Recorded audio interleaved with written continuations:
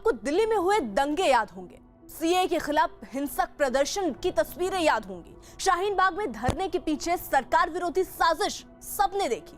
पिछले साल हाथरस में रेप के बाद एक लड़की की हत्या को लेकर मचा हंगामा भी देखा। इन सब के पीछे बार बार एक नाम सामने आया, वो है पीएफआई यानी popular front of India. News 18 को ईडी की वो चार्जशीट मिली है जिसमें लिखा है कि पीएफआई ने खाड़ी देशों से व्यापार के नाम पर करोड़ों रुपए लिए और उन पैसों से भारत में हिंसा और दंगों का बिजनेस फैलाया।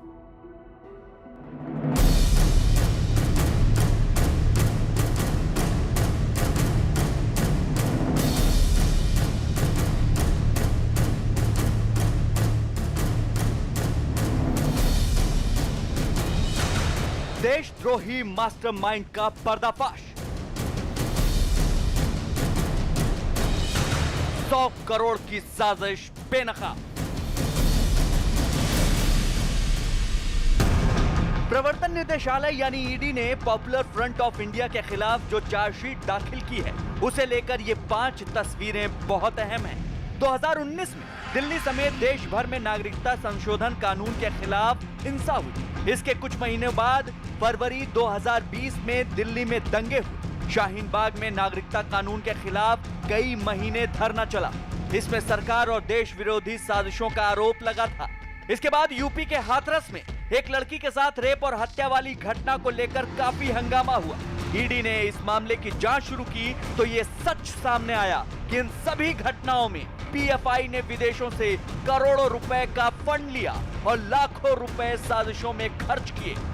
हाथरस कांड में देश विरोधी साजिशों के सुराग मिले तो ईडी ने भी अपनी तफ्तीश करना शुरू करी। ईडी की तफ्तीश में जो कुछ सामने आया वो चार्जशीट में बेहद ही चौंकाने वाला था। ईडी की चार्जशीट के मुताबिक पीएफआई के खिलाफ 100 करोड़ रुपए की विदेशी फंडिंग के सबूत मिले हैं। यही नहीं, विदेशों से भारत के अलग अलग राज्यों में पैसा देश विरोधी गतिविधियों के लिए भी खर्च किया गया और इन तमाम साजिशों का मास्टरमाइंड के रऊफ शरीफ था। पीएफआई से जुड़ा रऊफ शरीफ वो शख्स है जिसके खिलाफ ईडी और एसटीएफ को देश विरोधी साजिशों के कई सबूत मिल चुके हैं। रऊफ शरीफ के खिलाफ ईडी की चार्जशीट बताती है कि वो केरल में बैठकर दिल्ली और यूपी तक अपनी साजिशों का नेटवर्क चलाता है। रऊफ शरीफ पर सबसे बड़ा इल्जाम यह है कि उसने लॉकडाउन के दौरान विदेशों से करोड़ों रुपए जुटाए और उनका इस्तेमाल देश विरोधी गतिविधियों में किया।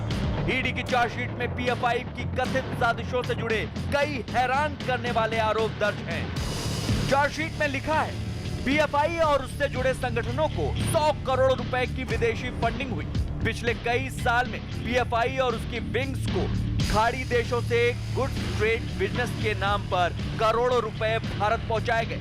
पीएफआई के लोगों को सबसे ज्यादा फंड लॉकडाउन के दौरान मिला। मास्क के बिजनेस के नाम पर यह पैसा भारत आया जिसका इस्तेमाल देश विरोधी गतिविधियों में किया गया। ईडी की लखनऊ यूनिट ने हाथरस कांड में पीएफआई के लोगों के खिलाफ मनी लॉन्ड्रिंग की जांच शुरू करी तो विदेशी नेटवर्क का तमाम कच्चा चिट्ठा सामने आ गया। यही नहीं, रऊफ शरीफ ने देश के अलग अलग राज्यों में फंड को देश विरोधी गतिविधियों के लिए ट्रांसफर किया। यही नहीं, देश जब कोरोना काल में लॉकडाउन का सामना कर रहा था उस वक्त भी खाड़ी देशों से भारी तादाद में रकम भारत आई और इसका इस्तेमाल देश विरोधी गतिविधियों में इस्तेमाल हुआ। पीएफआई का जनरल सेक्रेटरी रऊफ शरीफ को लेकर सबसे हैरान करने वाला आरोप यह है कि देश विरोधी साजिशों के लिए विदेशों से करोड़ों रुपए मंगाने का उसका तरीका बेहद शातिर था। रऊफ ने भारी मात्रा में विदेशों से पैसा मंगाया। ओमान, दोहा, कतर से रुपए मंगवाए गए। मनी एक्सचेंज प्लेटफॉर्म का इस्तेमाल किया। विदेश से पैसा मंगाने के लिए एनआरआई बैंक खाते खोले। ट्रेडिंग बिजनेस के नाम पर रकम मंगवाई। ट्रेडिंग यानी चीजों के व्यापार के नाम पर फंड मंगाया। कानूनी तौर पर विदेशों से करोड़ों रुपए भारत आए, फिर वो पैसे देश में अलग अलग बैंक खातों में भेजे। ये रकम देश विरोधी गतिविधियों के लिए इस्तेमाल हुई, यानी रोजगार के नाम पर विदेशों से करोड़ों रुपए मंगाए, फिर सरकार और देश विरोधी मुहिम में फंडिंग की। ये ईडी ने इस अपने खुलासे में ये स्पष्ट रूप से कहा है कि पीएफआई और इसके स्टूडेंट विंग सीएफआई को लगातार विदेशों से फंडिंग की जा रही थी।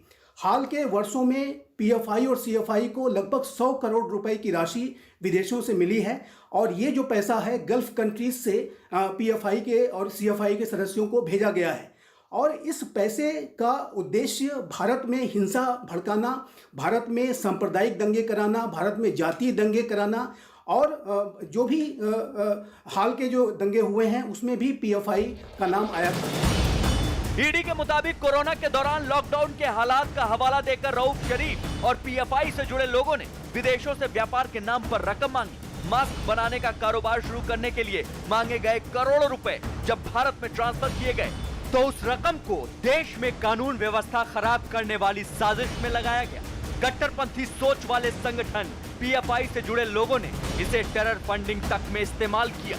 यूपी के हाथरस कांड में जब मथुरा जा रहे पीएफआई के कुछ लोगों को गिरफ्तार किया गया, तभी से ये संगठन ईडी की रडार पर आया। ईडी की चार्जशीट के मुताबिक साल 2013 में केरल पुलिस ने केरल की एक बिल्डिंग में जब सर्च ऑपरेशन किया तो वहां से भारी तादाद में बम बनाने का सामान बरामद हुआ।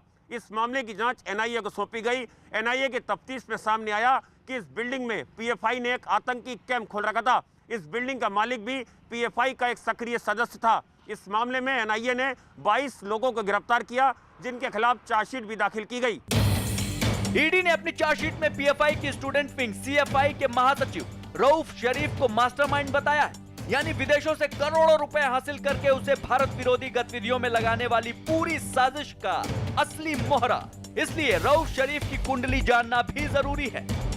रऊफ शरीफ केरल का रहने वाला है। हाथरस कांड में मथुरा में गिरफ्तार हुआ था। मथुरा में यूएपीए के तहत उस पर केस दर्ज हुआ था।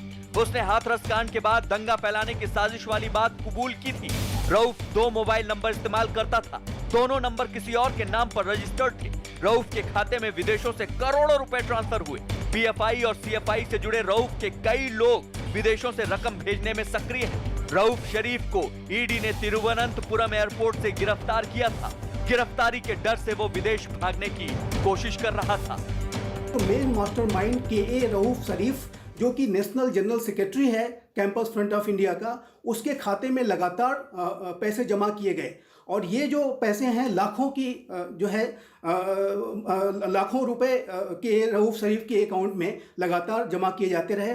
कई बार इन्हें किसी व्यापार के माध्यम का सहारा लेकर के इस पैसे को भेजा गया, कभी कोरोना मास्क का सहारा लेकर के इस पैसे को भेजा गया। लेकिन इसका जो मुख्य लक्ष्य था इस पैसे का, वो एंटी-सीएए प्रोटेस्ट को फंड करना, भारत में सांप्रदायिक हिंसा कराना, भारत में जातिगत हिंसा कराना, इसका मुख्य लक्ष्य था। पीएफआई के गुनाहों की चार्जशीट लखनऊ की स्पेशल कोर्ट में पहुंच चुकी है। अब विदेशों से मिली एक एक पाई का हिसाब देना होगा और देश विरोधी साजिशों की पूरी सजा भुगतनी होगी। नमस्ते।